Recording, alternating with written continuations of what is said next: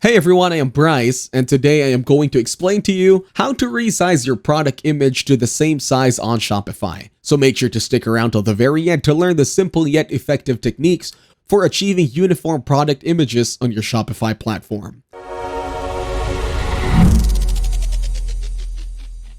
First of all, open up the Shopify site in your web browser. Let's get started. Go to the product section from the navigation bar. Now from the product section, click on the Add Products button. To add a new product, you need to enter your product title. After that, you need to add descriptions of your product. You can add paragraphs and edit them, such as bold, italic, underline, change alignment, and many more. Also, you can upload media of your product.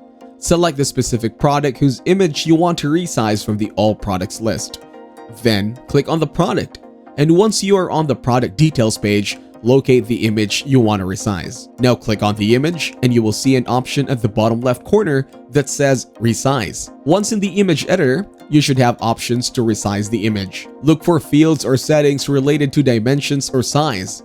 So click on Resize and a window will appear where you can adjust the width and height of the image. Ensure that you maintain the aspect ratio to prevent distortion. This means if you adjust the width, the height should adjust proportionally. If you want the image to be square, but it is not originally a square picture, deselect Lock Aspect Ratio. Change the width and height to the desired dimensions. If you have a large number of products or images to resize, consider using a batch image editing tool or consulting with a developer for a more efficient solution. Always keep a backup of your original image before making changes.